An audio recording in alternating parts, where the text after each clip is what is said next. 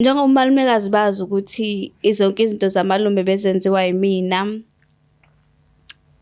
Kuthe umalume esanda nakudlula emhlabeni, ngathola i-message ngisemsebenzini ukuthi khona imali ezongena. Kwadlula iy'nyanga amasontwana yangena imali. Sekuna 6 months imali yangena. Yebo, imali malumekazi ngiyathemba uzokwazi ukungixolela. Yebo, imali le engiyilindele. Yebo malumekazi. Yebo. Imali ayisekho. Yangena kumina ngayisebenzisa.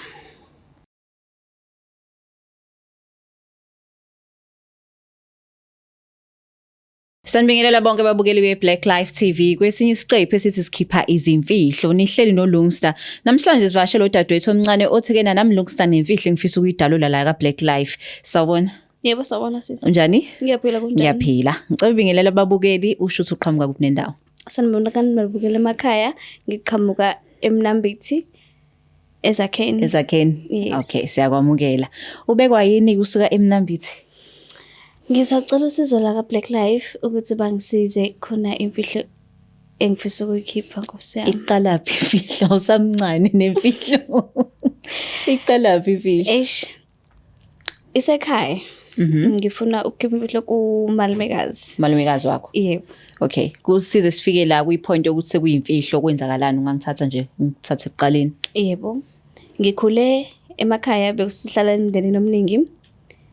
Nomalume, umalume wasidecide ukuthi ashade ubese nomuzi wakhe eceleni. Wenomuzi eceleni, okay. But sisahlala sonke sisemakhaya. Mina ngifunda eThekwini. Iy'ngane zamalume nomalumekazi zincane. So ngingasho ngithi bengiyi-favorite kamalume. Uyi-favorite kamalume? Yebo. Wena na. Okay. Nokuthi bengithembe ngayo yonke into yakhe. Kangokuthi even emsebenzini besebenzisa i-account yami. Okay. Izinto zakhe zasemsebenzini. Makhona into edingakalayo bekuba yimina osizayo. Okay. Indlela okhuluma ngayo ngathi akasekho. Washona malume? Yebo, washona last year. Last year, okay. Ungaqhubeka. Okay, ekuhambeni kwesikhathi umalume besehlala mina bengimholela umalume. Kodwa imali then ngiyibuyisele kumali kubona benomalumekazi. Yini umalume wade umholela? Because besebenzisa izinto zami isikhathi esikhulu. Why besebenzisa izinto zakho lakhe engavule yakhe account? Emakhaya kukude nasedolobheni. Oh. Baney'ngane ey'ncane bekuyimina umuntu okwazi ukusiza ngezinto ezikanjalo nje. Oh, so wayenza impilo yakhe ibe lula bese khulile umalume? Yebo, bese bebadala nawo umalumekazi mdala. Okay. Yeah. Kuqale ngokuthi bengimholela umalume imali ngiyibuyisela ekhaya njalo mangiye ekhaya. Ngathola umsebenzi. Kodwa umsebenzi wami awungiholeli imali enkudlwana. Ekwanelisayo. Enganelisayo, yebo. So le mali kamalume bengile ngihambisa njalo nginyanga bengilenza iqiniso ngaleso sikhathi ukuthi ngihambise yonke because nami ekhaya bazi ngiyasebenza. Kuhamba isikhathi umalume wagula washona. Washona, okay. Kuthe ngalindele nami nje kwangena imessage efonini yami eqhamuka emsebenzini kwamalume eshoyo ukuthi khona imali ezizophuma. Okay, I'm assuming ukuthi wandiza kuqala uyayiclaim. Angilalanga ngalelo langa. Okay. Kwadlule insukwana yangena imali.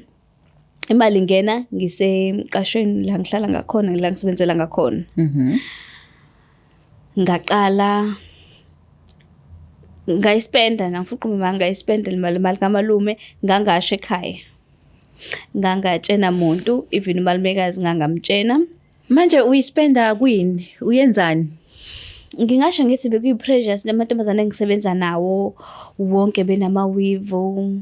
So besinami ngangena lapho ngile ngithenga ama-weave sikhipha weekend to weekend wena Steve Maiden ayilikideke ngenalo.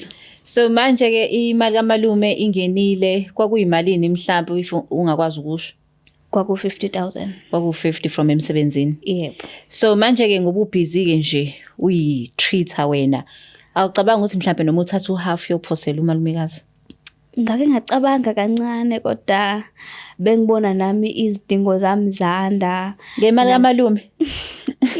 Nasekhaya bese ngiqala ukwenza ezinye izinto zasekhaya. Zakini. Nasekhaya isimo besibhedabheda and umsebenzi wami awungiholeli kahle. Okay, so enye imali mhlawumbe wakwazi ukusiza umalumekazi-ke at least naye akwazi ukuyithola iphisi. Mangakhuluma iqiniso ayikho ngeke ngayithatha ngayini kumalumekazi. Okay, sinjani isimo samalumekazi right now? Siyabheda sona because behlala efika ekhaya ezokhala ekhaya ezocela usizo. Into engenze ngaze ngafika la njengamanje ukuthi umalumekazi sefune usekule point ukuthi sebeyahlupheka ngalendlela ukuthi usezofuna ukuya emsebenzini kamalume ayobuza ngezimali ukuthi zashonaphi. So you telling me ukuthi ke na if bengafuni ukubuza ngeyimali zikamalume ngaba ukho la? Khona unembeza bongidla kancane ukuthi bengazi ukuthi ngingayisho kanjani lento ekhaya. So i-relationship yakho nomalumekazi ngoba like I think wayidiscussa lento nonkosikazi wakho ukuthi ke naye umshana uzongiholela should naye bekuthande kuthemba. Yebo bengithemba. So manje maseze ukuthi ke na imfivility kamshana yenza kanje ucabanga ukuthi uzoyithatha kanjani lento? Yena uzophoxeka. But ngiyathemba ukuthi uzokwazi ukungixolela cause umuntu onenhliziyo enhle. Umuntu onenhliziyo enhle. Uma wakho yena? Umama khona naye. Ngithi uzofila kanjani? Uzophoxeka ukuthi ngimenzani phambi kwabantu.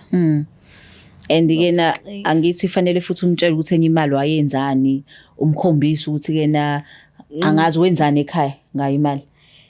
Khona indlenga yakhe. Wakhe ngemali kamalume? Yebo, kodwa wengilekelela imali kulusakha lo sangathi sayakha sobabili nomama. So kodwa futhi khona imali kamalume lapho? Yebo, iyona yasebenza kakhulu, yona yasiza kakhulu. Uzomtshela umalumekazi wakho ukuthi even nalendlu le ngayakha kwakukhona imali yamalume? Mange kube isilonda lokho kodwa ngizomtshela ngizimisela ngokukhuluma iqiniso njengamanje. Yena uhlala endlini enjani? Isimo siyabheda kamalumekazi angifuni uqoma amanga. Beneyingane ezincane azikakafiki ngisho high school.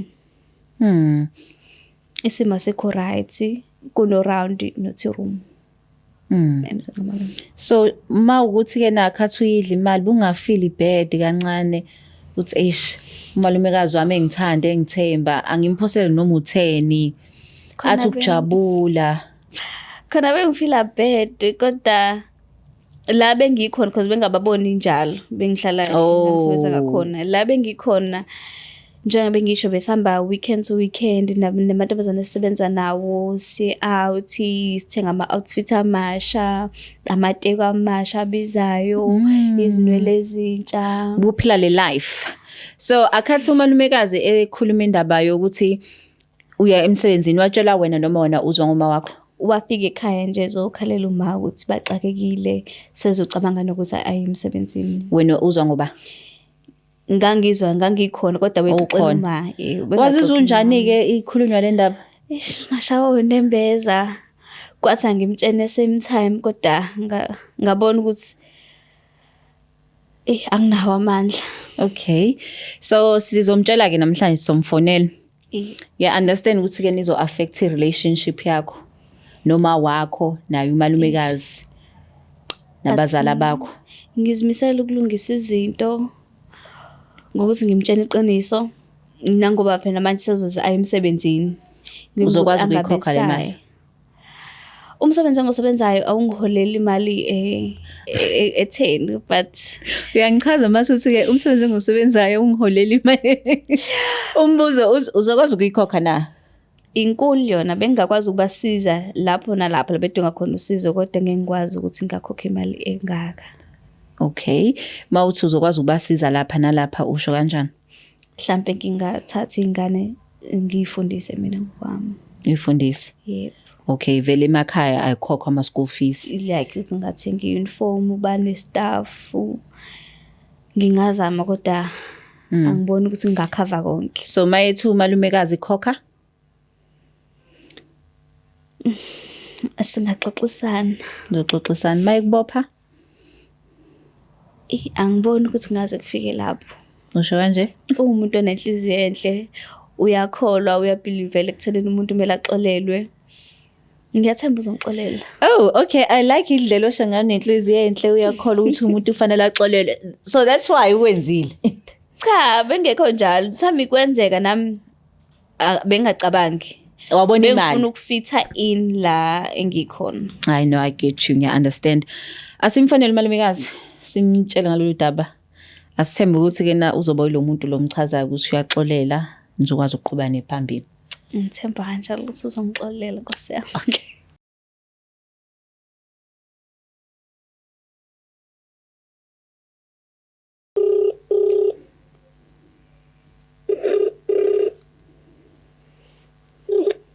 Hello. Sawubona njani? Yaphulukane. Ngiyaphila. Ukhuluma noLungstar la ka Black Life TV. Kuhlelo luthi sikhipha izimfihlo. Singawazi ukukhuluma? Yebo ngani yami. Okay, la e-studio ngihle nomshana wakho. Uthi kunemfihlo afisa ukutshela yona. Ngisacela umlaleli.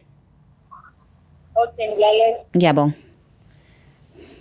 Ungibambe nje. Sawubona Malumekazi. Yebo ngani yami. Yebo kunjani? Yaphila. Ngiyaphila nami. Malumekazi kunemfihlo bengicela ukukwazisa yona Nkosi yami. Awujesu sewenzakale. Umalumekazi ngezwe ethi uzoya emsebenzini kamalume eyobuza ngeimali. Yes. Njengoba umalumekazi bazi ukuthi izonke izinto zamalume bezenziwa yimina.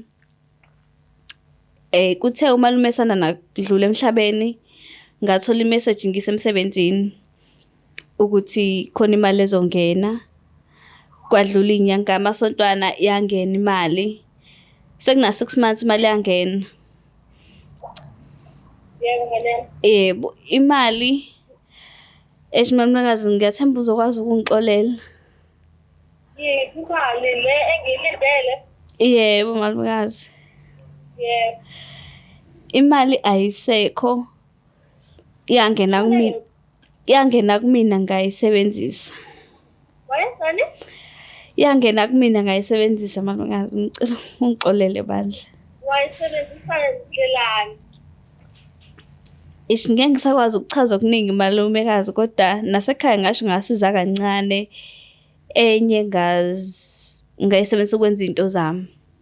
Imali engazami ukusiza yini? Malumekazi ngicela ungixolele bandla Nkosi yami. Hayi angikuzwa kahle ngathi kumele ubuye ifuna indlula ke le. Komele nje ngiyokuthatha endlule ngempela. Awu Malumekazi. Angikuzwa kahle ngani yami. Ngiyacela bandla ungixolele. Usumfonelele uma wakho. Umama bengakazi ngalodaba. Ngizocela ukuthi ufike-ke kusasa ngoba mina ngiyaqoqa manje ngithi kusasa ngiyahamba ngemsebenzini. Bengiyozwa leyo nto kahle kahle.